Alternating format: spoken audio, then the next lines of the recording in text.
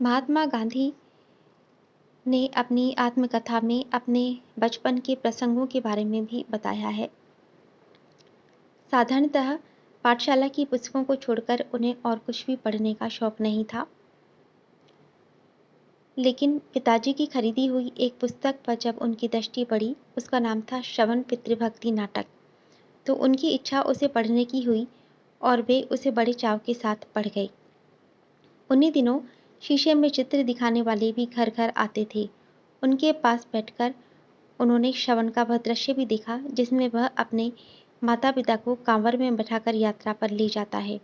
दोनों चीज़ों का उन पर गहरा प्रभाव पड़ा। मन में इच्छा हुई कि उन्हें भी श्रवण के समान बनना चाहिए। श्रवण की मृत्यु पर उसके माता पिता का विलाप उन्हें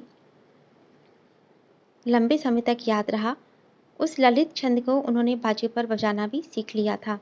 उन्हें बाजा सीखने का शौक था और पिताजी ने उन्हें एक बाजा दिला भी दिया था। इन्हीं दिनों कोई नाटक कंपनी आई थी और उसका नाटक देखने की इजाज़त गांधी जी को मिली थी। हरिश्चंद्र का आख्यान था। उस नाटक को देखते हुए वे थकते ही नहीं थे।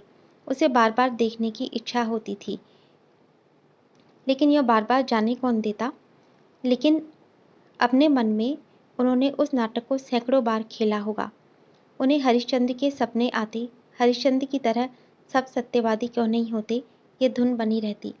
हरिश्चंद्र पर जैसी विपत्तियां पड़ी, वैसी विपत्तियों को भोगना और सत्य का पालन करना ही वास्तविक सत्य है। ये उन्होंने मान लिया था कि नाटक में जैसे लिखी है वैसी ही विपत्तियां हरिश्चंद्र पर पड़ी होंगी।